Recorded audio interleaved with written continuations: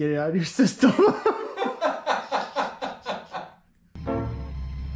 your sock down.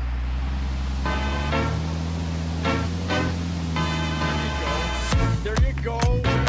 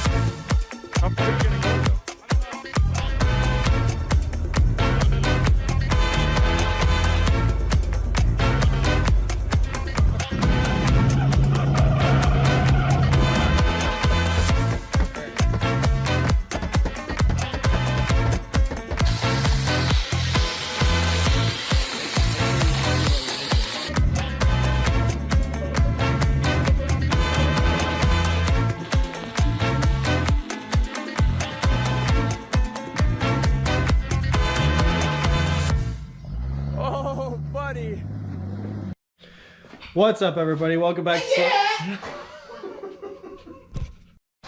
What's up, everybody? Welcome back to Sloth Fab Garage. In this video, we're going to be putting my Dana 60 in the front of our XJ with a couple little upgrades. So let's get after it. I'm not sure if I had mentioned in the rear axle video or not, but I did at one point have a Dana 50 that we were going to pair with the 10.5 that was going to go in the front of that. After doing a little bit of thinking, I realized I've got a Dana 60 in the front of this.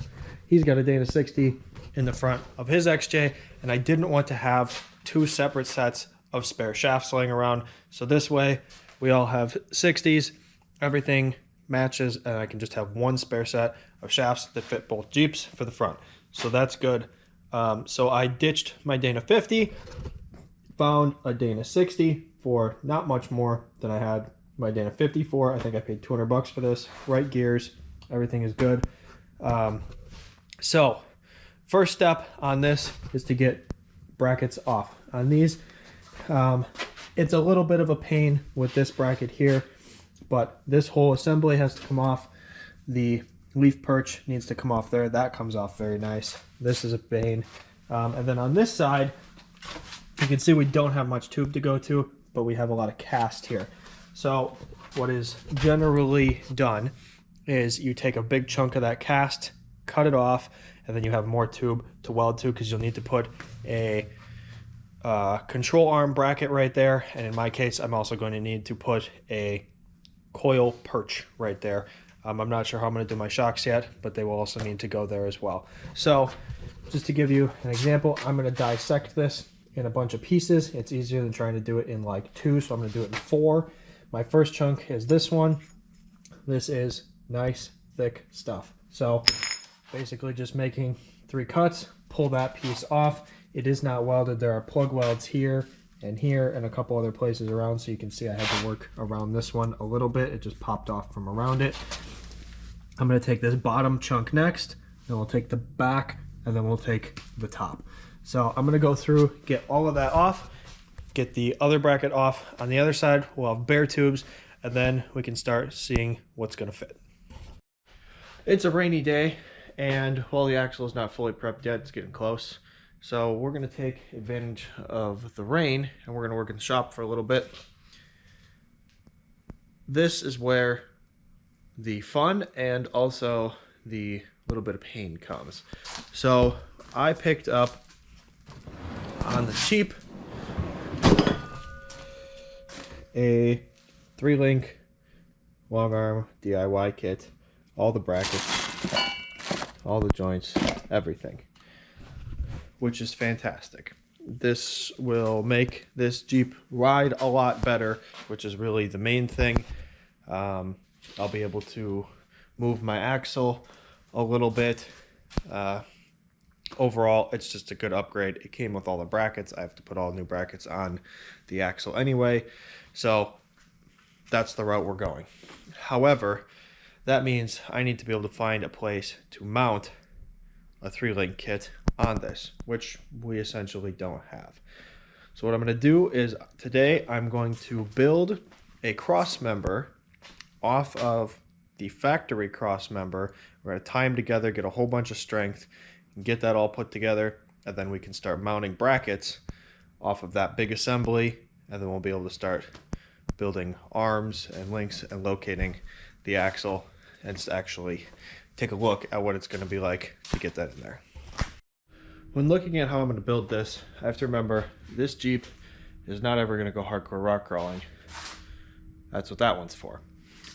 So in this case, the long arms are primarily for ride quality, bracket usage, etc. So while we don't need to overbuild it, we still need to make it strong enough to handle all this. And admittedly, long arms do take less shock value than short arms when you're looking at bumps on roads and stuff like that, just because of the geometry. But I took a peek in my magical metal menagerie over there and found this chunk right here, which I believe is 2x3 1/8 wall, and I think this is what we're going to use for our cross member. Now if I'm going to take that, and it's going to get welded all the way down the side to the face of the factory cross member as well. So we're going to be mounting this basically right in here.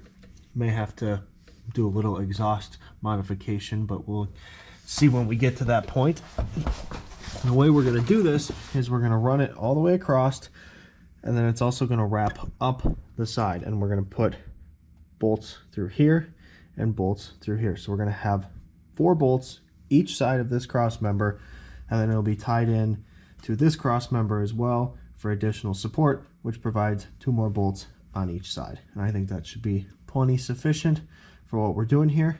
So we got some measurements. I'm going to cut a 45-inch chunk off of that and then throw it under here, possibly just tack it in place and cut it where it is, but we'll see once it's down here. With the cross member in place, we can start looking at some of the logistical stuff. We've got a couple interesting things that we're going to have to deal with. Ideally, I'd like to get my control arm mounts way out here by the frame, but we can't do that because we need to be able to run bolts up through the frame. So we're going to have to move our control arm mounts in, and the further we move them in, we get a little bit of triangulation on those lower mounts, which would be helpful. But now I've got 2 mounts hanging really low, nearing the middle of the vehicle. Not ideal.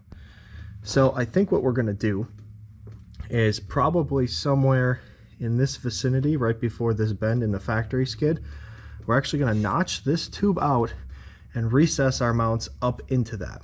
Now what that'll do is that'll get our mounts up.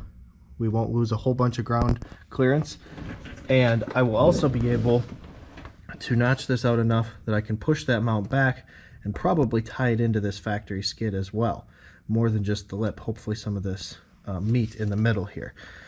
Now if we get our lowers in, that's kind of everything that we got to worry about on the bottom side. And our upper is just going to tuck in up over here next to the exhaust. That's going to be snug with the exhaust, and we might have to do a little bit of movement there, but we'll make it work. Now this, we want 2 layers of this where all the bolts are going through. So once we get the lower mounts in place, we'll be doing some fancy notching and bending in here, and probably put an angle similar to this here, and then flatten and flatten so we got double layers wherever our bolts are going through. That will also provide a little bit more clearance on the edge versus having just a big square stuck out here. These are the lower control arm brackets that come with this kit. By the way, this is a Barnes kit. I will throw a link for this kit in the description, but these are my lower control arm brackets. They're designed to mount to a whole lot of frame, probably somewhere around 7 inches here. This is great but we are boxing it in, so we don't need quite this much support. And this is nice because I can cut off a good chunk of this, and we can really sink it in there very well so that this is still supported versus hanging out in front of our cross member. So we're going to cut these down to 4 inches. So our back will butt up right against the factory cross member, and this whole part will be up inside the new cross member. We've got our lower link brackets in place. Right there. Everything is just tacked at the moment.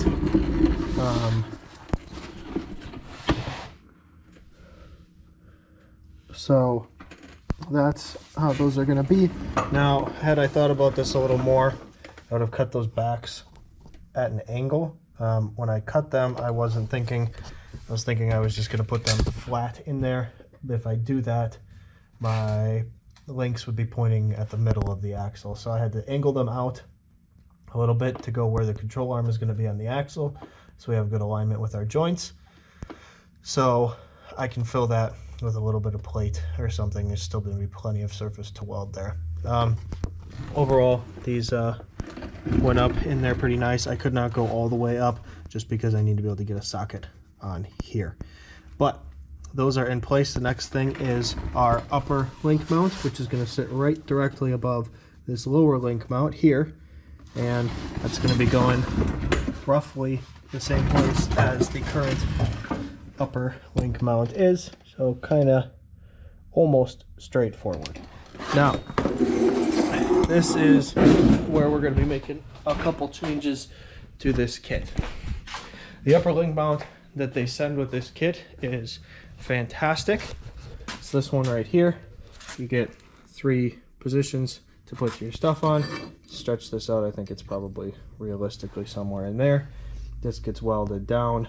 I think intentionally, or I think the intent for this is for it to get welded to the side of a frame. I would be welding this flat down, and while that's nice, this is a bulky component. I don't really need this. I don't care about my geometry quite that much on here. I'm going to do what I can as far as separation on the axle. I'll try to get my geometry decent that way. I'm not going to be fine-tuning it like I did on the big Jeep. So I think in order to have a bracket that's better suited for where I'm putting it, and to simplify it, we're going to be using this bracket instead, which is an upper link mount for on a truss. I had a couple of those laying around, and I think we're going to use that instead. As you can see, it's quite a bit smaller bracket. It's going to fit where we're going better, and I think that's the ticket in this location. It still fits our rod end just fine. So we're going to throw this up there, tack it on, make sure everything fits, and then I guess the next step is probably pull the entire cross member and finish weld it all. Quick little look at the upper bracket here. I can say pretty confidently now that that other bracket would not have even fit. This one is already essentially touching at the top, and I just pushed it back until we hit the factory cross member. I do have a little bit of a tilt on there to come in the direction of where the upper control arm is going to be. I'm going to have a hell of a time getting a bolt in there. It's probably going to be put that rod end in before the cross member goes up, because this exhaust is going to be right in the way. I may or may not have to move this exhaust. I'm guessing I will, because that arm is going to be right here. I'm guessing they're going to be touching that, so I'll get a little bit more clearance on there, but I don't think I'll have enough to clear the bolt. So that's going to suck regardless. But everything is in place as far as link mounts go. I think I'm actually going to go ahead and chop up and bend and do all my stuff on the ends here before I pull everything. So that's what's next. Well, I've got the vast majority of the whole thing welded up, and I decided to put it back in for this last bit. So we've got most everything welded. We cut our wings here, and I welded all the way up to the edge of the frame here. I did not weld this end. That is because it's going to be a lot easier to bend both of these up because they're going to have to slide against each other. This one is going to move up further than this one because this is a wider corner to go around. And if they're welded together, they're not going to want to do that. It's going to make it very difficult to bend these up. So I'm going to bend this up, get it flat to the frame, and then tack them in place to each other once they're up to the frame. I also added a little tube right here. If you look up top, we've got a transmission drain right there, and I wanted to make sure that I would still be able to get to that. So I just took a little chunk of 1.5 inch tube, cut a hole through there, and did that. Get a socket up in there nice and easily yet. I don't have to fight anything. That is right on the edge there. But once I get these wings folded up and tacked, I'll pull the whole thing back out. I think I'm going to separate the factory cross member from my cross member so I can weld the back of these brackets, get all of that put together, then I'll stick the two things back together and fully weld that seam top and bottom, and we will have one big unified cross member that can then get painted. Our cross member is complete. We're looking at it upside down right now, so this is the bottom. You can see our lower controller mounts there. Our little tube to get to our transmission. I welded about 1.5 inches or 2 inches on the wing here, goes over there, and then I welded this entire connection point all the way there, connected there, connected there. Same thing on the top. Probably way more than enough weld, but I'd rather have too much than not enough. Everything on the actual new piece itself welded up very nice. That connection, because there's multiple layers in here and there's obviously rust in between those layers, I could not clean it perfectly, so it welded pretty decently. There's definitely some porosity in there, but there's a lot of weld there, so I'm not too worried about it. So we're gonna let this dry, get some paint on it, get it back in there, and then next step is actually starting to pull everything apart and put the new stuff in. Well, it's been a pretty trying day, but we got a bunch of stuff done. 60 is on the stands. We got ball joints done, both sides. Hubs and everything pulled apart. I do need new hubs. One of these, I don't know which one. This one is shot, so I figured I would just get 2 new hubs. Don't have to worry about that. So those are on their way. These are worn lockouts, which are pretty good. These are nice. They function. Everything is great. I'm getting rid of them. I actually have 2 sets of them. There's a spare set in here also from my 50, but I'm going to get rid of those and I'm switching to this, which is the factory style. The reason I'm switching to those is purely for simplicity's sake.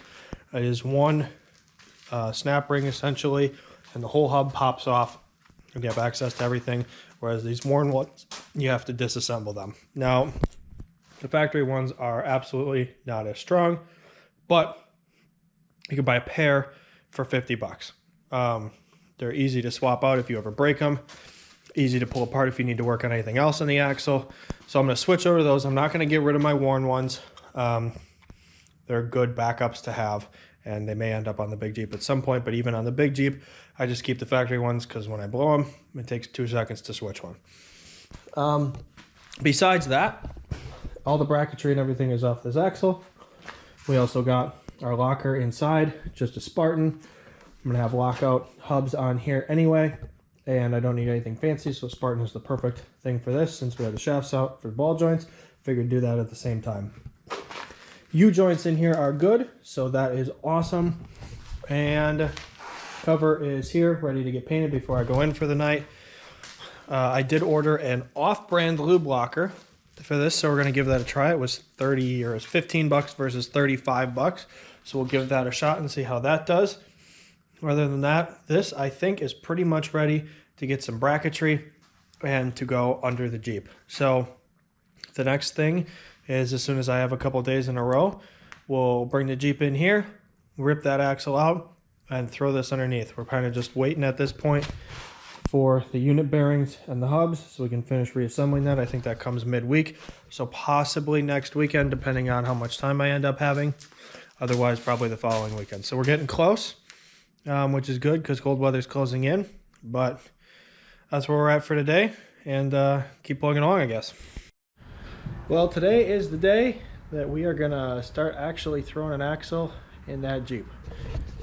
We've got our 60 all set up, got brand new hubs from Detroit Hubs, or Detroit, I guess. And we've got some factory style lockouts that went in super nice. One thing I do when putting these hubs in is, from the factory, they go in with a stud like this that threads into the hub, and then you run it through the knuckle and put a bolt or a nut on the other end, which works just fine. I prefer to do something like this. It's just one less set of threads to get filthy and stuck. They go in super nice. I did the same thing on that Jeep. We're gonna do it on this as well. So don't have any brakes or anything in there. This thing's already heavy enough, and I gotta get it on the ground yet. So I'm not 100% sure how I'm gonna do that. Maybe I'll swing these lift arms and lift it. I'm not sure, but once it's on the ground, we'll get everything cleared out here, get that in here, and ripped apart. Little update. We got the axle out. Sitting over there. I just pulled everything, any connection to the frame in any way, popped all that out. We are good to go. Shocks are out. I did take off the track bar bracket. We're going to be putting on a weld-on bracket, I believe. I'm not 100% on that yet, but I'm pretty sure. And either way, I have frame stiffeners from when I started the rest of them. I'm going to throw on at least the driver's side here because this is where the track bar mounts, whether I use a weld-on or not, especially if I use a weld-on. So the next thing that I'm going to do is cut these lower brackets off. They're in the way. The uppers, I believe, can stay. This one for sure. I might have to cut that one for the upper link to clear. I'm not sure. But the lowers are going to go.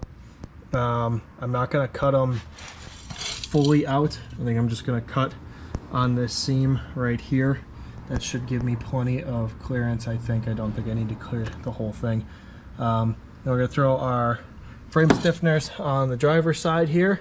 Once that is in, we will roll the new axle into place, figure out where we want it, and get going from there. It is time to actually roll our axle underneath there. I've got the first two sections of stiffeners on there. This particular set, I did get the whole front to back.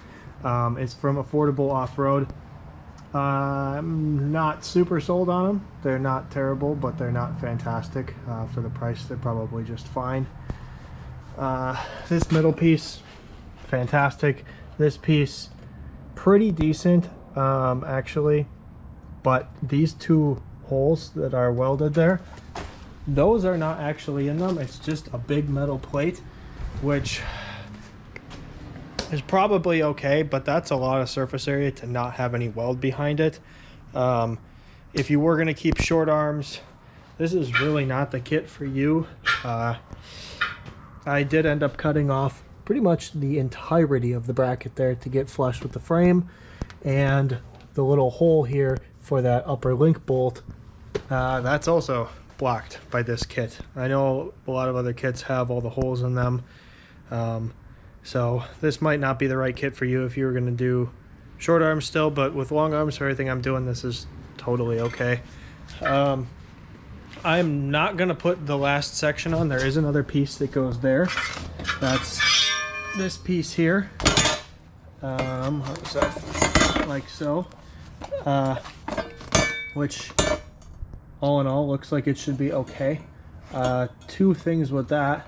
It covers my bolt holes for this, which is not fantastic. That would probably be somewhere in here based on what I'm looking at. I would have to cut this one off anyway because, or just leave it down to tie into my bumper here. But I don't know. Looks like these two holes probably line up. And then after that, I don't know if anything else does, any of these. My stuff's kind of messed up here. Maybe that one lines up. Maybe that one. I'm not sure. I'd have to do some. I'd probably end up cutting it right here anyway, and then cutting this off. But I'm not going to do that right now. This one's pretty easy to get to since my coil and shock and everything are back here. This is way up front. I can get to this one anytime. For right now, I got to do a little bit of welding on these two bend seams right here. Everything else is welded on these, but this is good enough now that I can clean up under here, get the axle under here, start getting it placed, and get everything else together. Once I know where this is going to be, I can figure out where my track bar bracket's going to be, and I can get some links set up, and then we still got to go to the other side, take the bracket off the other side. I'm not going to do stiffeners on the other side right now. That can become a different day's project, but for now we're ready to get the axle under here and start getting stuff placed. All right, I don't quite remember the last thing I said or showed you guys, but here is where we're at. We do not have weight on these coils yet. They're just kind of in place. The lowers are tacked on the axle just so we can kind of start locating everything. Got some nice triangulation on those lowers, actually. Kind of happy with that. That upper is going to be mighty friendly with that exhaust there. We might have to make a little bit of modification, but I'm not too worried at the moment. Lowers are in place. It looks like we're going to get about 2 inches of stretch out of this axle, I think. I would like to get this upper in place so we can get our pinion angle set, and then we can, once we can roll the axle, we can really dial in forward and backwards. I'm guessing we're going to go forward just a little bit. As we set weight down on it, it'll just inherently move forward. Other than that, our coils, you can see they're tipped out a little bit. That is just what happens in this case. The coil buckets center to center on here are about 3-ish inches wider than on the factory axle, so we got about an inch and a half of tip out on either side. And unless you go way up to get over the pumpkin, that's just kind of how that happens. Looks like our drive shaft is going to be pretty close to the right length. We may have to do some trimming on our cross member there, possibly notch that and put a tube in there so that drive shaft has some space to travel. I'm not entirely sure, but my guess is that's probably going to have to happen if I want any kind of down travel out of this whatsoever. But other than that, we've got our lowers in. We're going to throw the upper in next, and then we can really get this axle located. We'll run some numbers quick just to make sure I'm kind of in the vicinity of a decent anti-dive. I'm going to be looking for maybe 95 to maybe 110, somewhere in that number, just a little bit over 100 or close to 100 anyway. Don't want to be too far off. Other than that, we'll just get those links in, and then once the links are all tacked, we can actually set it on its own weight and see where everything's sitting. All right, we've made pretty good progress today. Got the upper link in place. Put this bracket on backwards, which I feel like is pretty on par for this build, so we're going to leave that. I think it's kind of funny. We do need to use the highest hole on here, unfortunately, to get even a remotely close to good anti-squat number. We're looking at like 94, which is definitely on the low side of what I was shooting for. But once we get this all on its weight and whatever, we'll run the numbers again. Things will settle, things will shift a little bit, and we'll just kind of see what it ends up. Really, realistically, anything over 90 is going to be totally fine for this. I personally prefer a little bit higher, but even 80 would be totally acceptable for this, realistically. But that's what we're shooting for. We've got all the links in place. We've got everything kind of sort of centered. My next big issue is going to be the track bar. I'm not 100% sure how we're gonna get the track bar lined up. I've run into a problem over here where I just don't have any room. So the track bar bracket that comes with it hangs way off the frame this way, and that's right in the way of our sway bar, which I do not want to get rid of on this. So I might end up modifying this track bar bracket, or just building a different one. Frame side bracket, totally fine, but I also can't put the track bar in place until I've got steering in place. So first order of business tomorrow is probably throw the steering on, get an idea of what it's going to look like, then throw a track bar into place. Once everything's tacked, we'll pull everything, we'll weld everything. But for right now, I think we got a pretty good start, and that's where we're going to wrap it for tonight. I'll clean up a little bit and we'll get back at it tomorrow. All right, we are back at it. I've had a little bit of time to think about my track bar situation, and I think I have an answer, but I'm not 100% sure. First thing we're going to do is we're going to get our steering in here. Once we have our steering in, we'll know what kind of room we have down here, and we'll also be able to have our drag link up, which will show what kind of room we basically have to clear the pumpkin. Now, since we moved this axle forward, you can see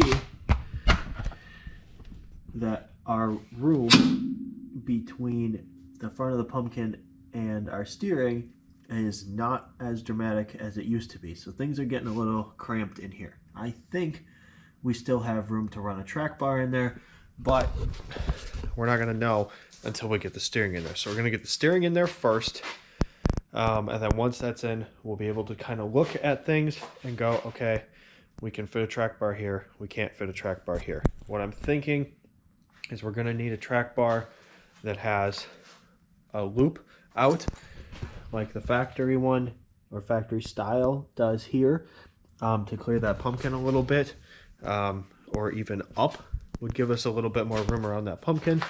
So again, don't know any of that until we have steering in there. We're going to do that.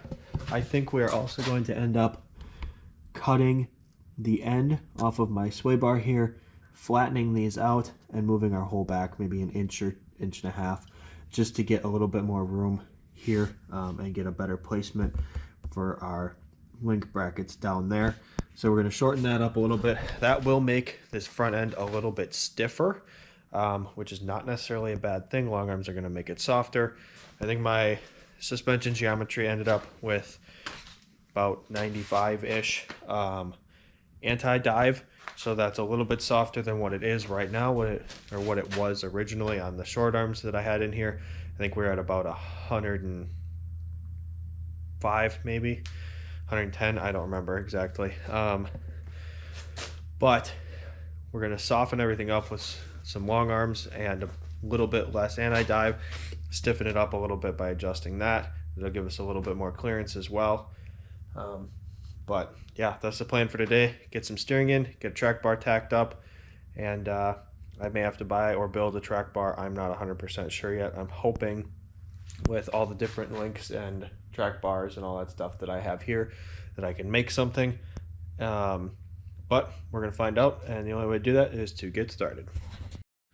All right, as I'm getting my steering set up on here, I realized I should probably put the actual rotors on here and get these wheels where they're going to be seating.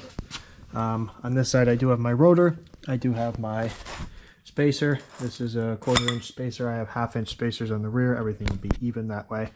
However, a 1/4 inch spacer on the front is not enough. We are still touching there. This wheel's not even on here. So I'm going to take a grinder and just knock a little bit off of that. I think if you put a 1/2 inch spacer on the front, you'd have enough. I have heard that 1/4 inch spacers are enough.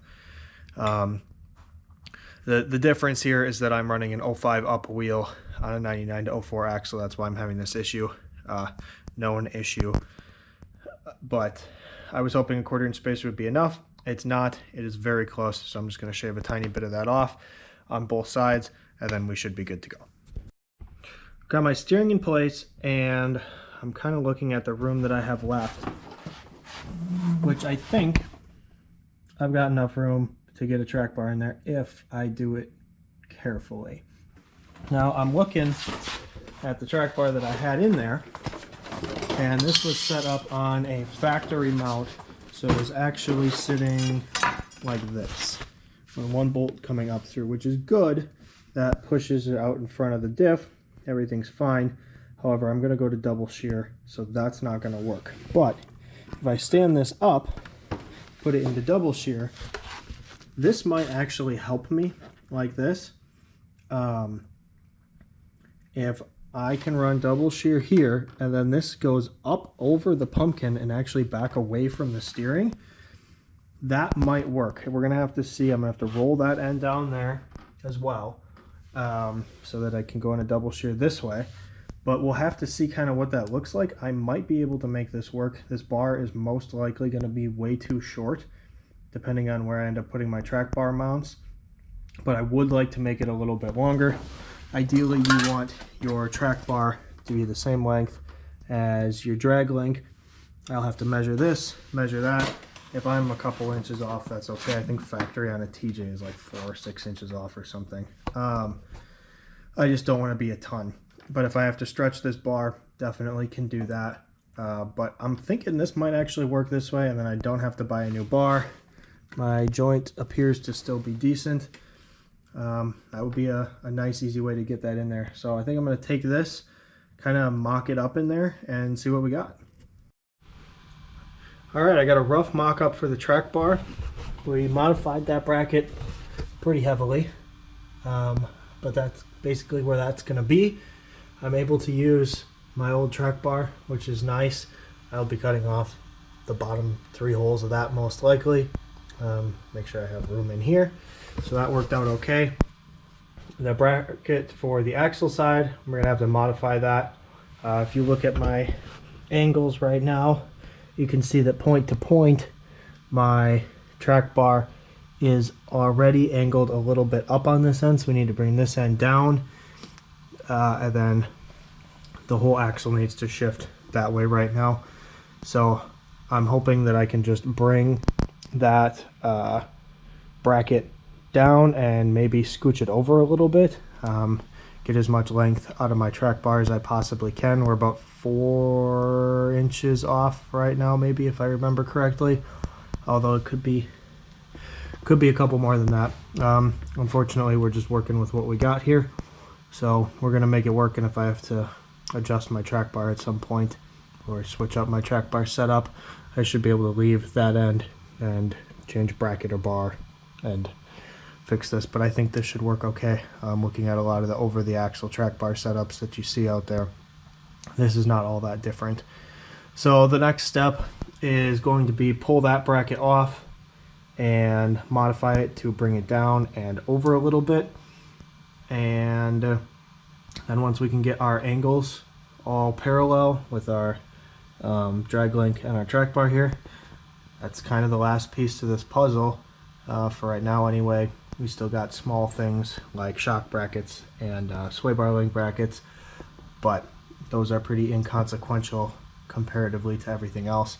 I do not have this tie rod end all the way in yet. I do have a tie rod end reamer that is on its way. Hopefully should be here very shortly, next hour or two, and that I can ream out my pitman arm, and then this will fit up in there just fine.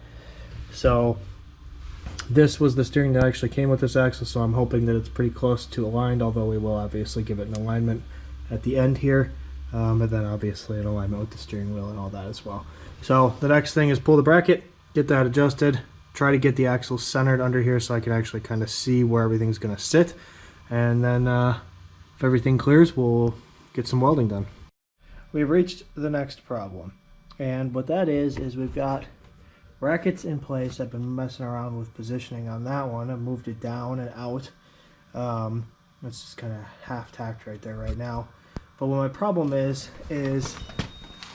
because of how tight that joint sits in that bracket, I have no side to side movement basically. So as this axle travels up and down, where this bracket is, it's kind of going to have to stay in exactly that plane. Now, I can get it pretty close to that, but my concern is that naturally as an axle moves, it also moves forward and backwards, and I'm afraid I'm going to be reefing on that bracket a whole bunch, and I don't want to be doing that. So my options are kind of limited. I don't mind having one end that's a little bit stiffer than the other, but that end's really locked in by the actual metal to metal connection, and I'm a little worried about that. So I like the way this bar sits in here. The bends are all good. We can work with that. Length is fine. It's just that end joint that's not going to work for me.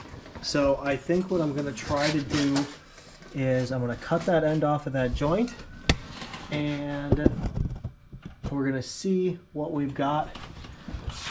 As far as, I'm assuming that's just a solid bar, which would probably be the best. And then I think I'm going to sleeve it and put a threaded bung in the end and use one of the joints that came with this kit and give myself a Heim joint up there, which will have lots and lots of movement. And I think that's probably the best and easiest way to solve this problem. Hopefully I can just leave the other end alone. We have adjustment on both ends, so tons of adjustment on length here. But hopefully that solves this, and then I can finish tacking that lower track bar bracket into place wherever it needs to sit, and then we'll be good to go. Well, I'm at the point where the only thing left is shock mounts and sway bar mounts. Do need to change the U-joint now that I'm looking at it. But we got this all welded in and painted. I got a little bit of welding on here to do yet, which I'll do with the sway bar mounts. Basically just bracing for those. So I want to put this axle in, get all the control arms in place, get it on its own weight, and just kind of put it where it's going to be, let the Jeep sit. That'll tell me where I need to put the sway bar mounts, where I need to put the shock mounts. I can make any adjustments I need to. I do have to finish up the track bar. I've got this welded on, but what I'm going to do is I don't need adjustment on both ends, so I'm just going to get this pretty much all the way in, and then in whatever orientation it needs to be, and just weld that solid, put a couple plug welds in, drill through so I can actually hit the threads, and weld that solid. Still got tons of adjustment down on this end. This just needs to function as a joint basically. So I gotta do that yet, but we can't do any of that until the axle is in place. Couple caveats with the way I've designed this. Well, one main one really is because of the proximity to the frame and the exhaust here, there's really no way to get a bolt in this upper joint with the exhaust on. So what I'm going to do is when I drop this cross member, I'm going to put that upper joint in place, put the bolt in, and be done with it. Kind of annoying, but in theory I shouldn't ever have to really remove that joint. So that's okay, I think. Now what I'm doing at the moment is I am drilling my holes so that I can actually mount this cross member. I've done 2 up here on the side and 1 on the bottom, and since it is tied to this, that'll give me 5 bolts per side to hold this in place. I'm thinking and hoping that that will be sufficient. So I'm going to finish, or I've just got everything now drilled out to just over 3/8. Since I'm using 3/8 bolts, I want a little bit of room in there. So just over 3/8, I am now going to pull this cross member out. I'll open up the 3 holes on each side, weld in my threaded inserts, and put that joint in. And then I can put this back up and we can put everything together. Now I've been looking, and I am going to have to do something with the cross member here for the drive shaft. What I need to do and how much I need to do, I'm not 100% sure yet. So I think what I'm going to do is get everything put together and then take it out for just normal driving. This is not going to be an issue, but if I do flexy things, it is going to be an issue. So I think what I'm going to do is get everything together and then take it out and find something to drive on and see how much of an issue it's going to be. I'm guessing I'm going to need to clearance most of this, so I'll have to find a piece of tube that's the appropriate size, and then we will basically just cut right past this corner here and around and lay a tube in there at kind of an angle, so we still have support and structure there, but then we have clearance for the drive shaft. So it makes me feel better that I welded it to the old cross member. That adds a lot of structure there, especially since we're cutting some of this out. So I guess the next thing is pull this off, get all those nutserts in, and then get everything back together as far as I can up to this point. We have some exciting news. After much toil and labor, we're done. Everything under here is in place. I had the axle in here to test fit everything, get a general adjustment on the arms. Everything in here works. We used a, let's see, where is it? Good question. We used a tie rod reamer, cool bit here, to open up the taper in our pitman so that we can put our factory Ford steering on there. Everything else under here is pretty much as it was, besides from the cross member and the arms, and of course track bar bracket onto the axle. It is not pretty, but it is pretty functional. So for our sway bar mounts, we just used a simple bolt. Our sway bar links will slide over the end and put a nut on the end. Very, very simple design, nothing too crazy. On this end, we were able to attach it to the track bar bracket, which I don't have on this side, so we just used 2 pieces of plate, made ourselves a little bracket in there, plenty strong for that. As far as plating for the shock, well, there you have it. I've had it out and about for a couple days now. Everything seems to be working fine. I had originally put a 1-inch spacer in the front to try to level everything, and while it did level it pretty much perfectly, I want a little bit of rake, as I do occasionally put gear in the back, so we dropped down to about a 5/8 spacer. I just stacked these factory spacers that are in here. I had extra one later on, so we used that. Kind of take a look at all my bracketry here. Shocks are at a pretty good angle, coils are at a pretty good angle, sway bar links, not crazy happy, but they're functional. I think the whole axle needs to go that way just a tiny bit, about 1/8 inch. Steering, track bar, everything is good so far. I don't think I have any complaints. It's quite stiff. I got my suspension geometry, it's pretty close to 100. I think I actually was at like 101 or something, but then I dropped the front down, which I'm sure adjusted that a little bit, so we're probably still between 95 and 100. It's quite stiff, not uncomfortably so, but like don't get a ton of body roll around corners. Sway bars are certainly helping that. Shock angle, coil angle, that's all helping that as well. Take a look under here. We've got marks on all of our arms so we can see what's going where. now that I've dropped it down, I think I am going to shorten my upper link a little bit and bring this down. That'll help my caster angle a little bit. It'll get this thing going straight down the road. It does go very straight, very nice. Let's see. The ball joints were very stiff when I first put them in, so you'd turn a little bit and it would just kind of keep going that way. As I'm driving it more, they are wearing in a little bit, and that's getting better. My calipers, I did use old calipers on this. Of the 4 pistons on my 2 front calipers, 3 of them were good, and my extra set of calipers were also shot. So I did end up putting new calipers on this, unfortunately, but it's brakes and I'm not going to skimp on brakes.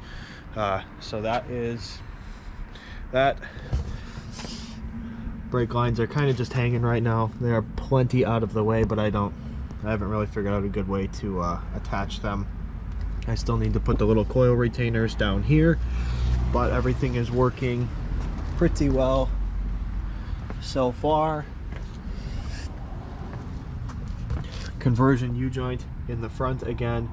I still do need to add in a little scoop in my cross member there to clear for the drive shaft when this is at droop. However, I did put it on the lift the other day and lifted it up a lot farther than I thought it was going to before that drive shaft hit. So we will still get that in, but I'm not super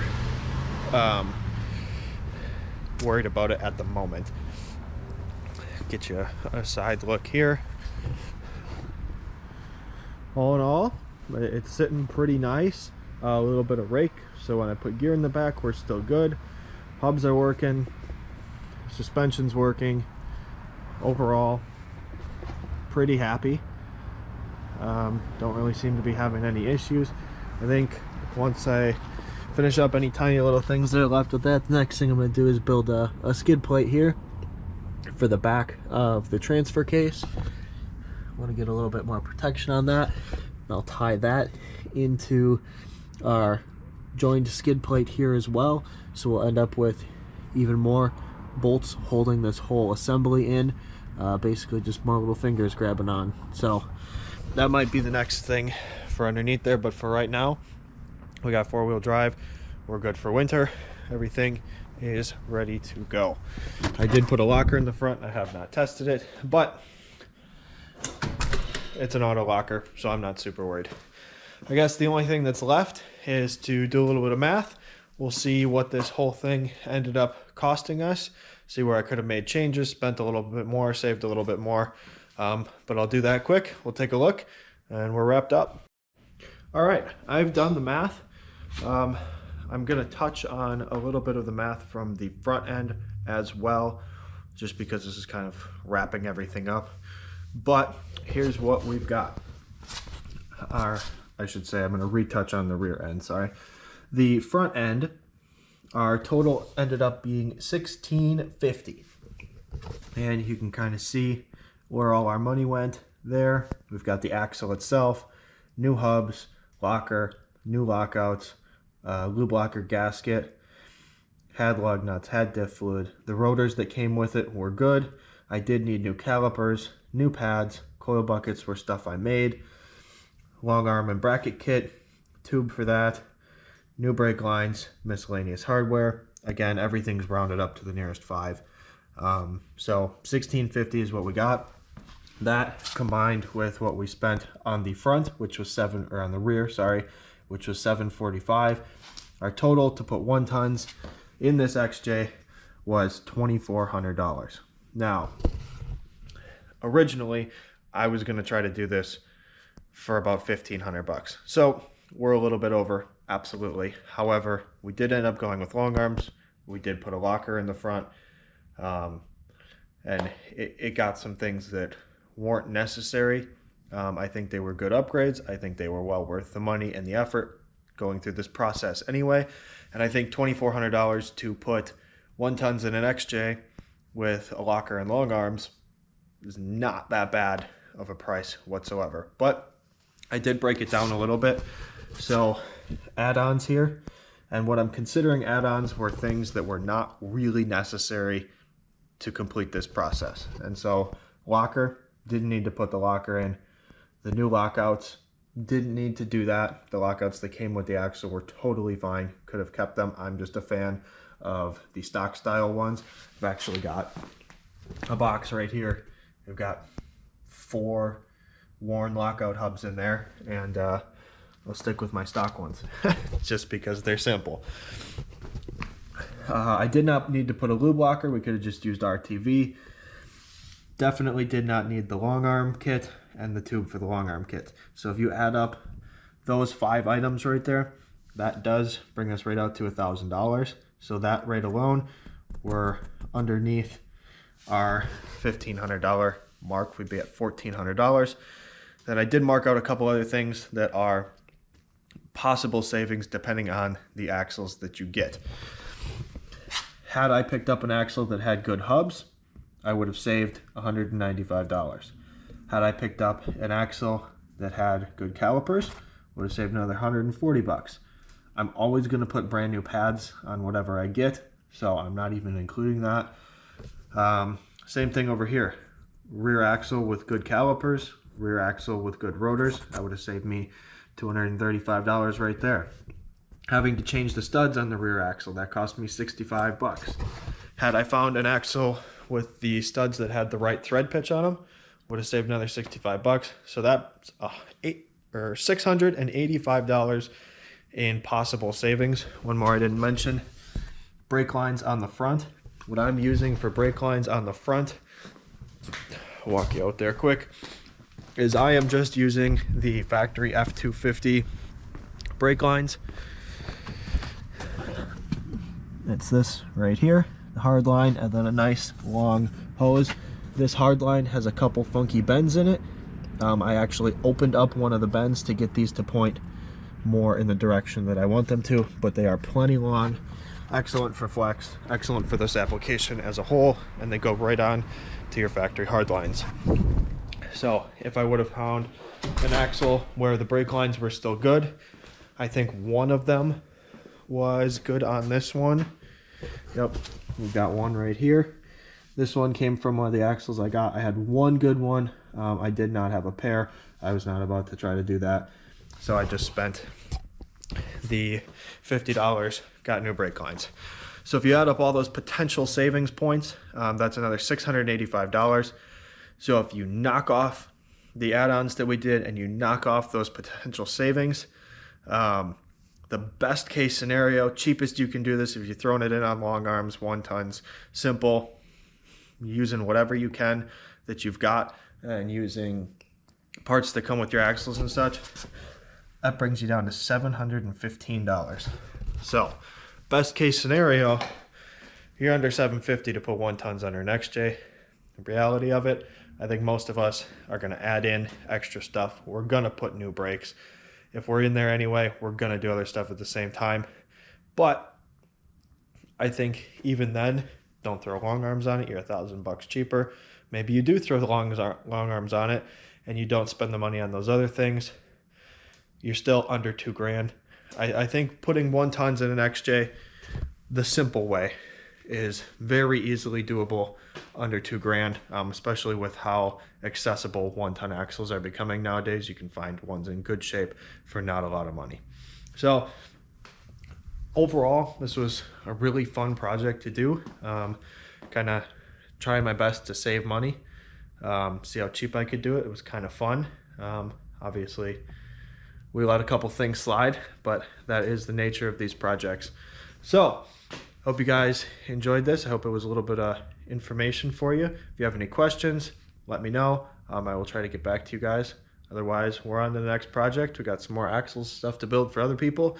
So I will catch you on the next one.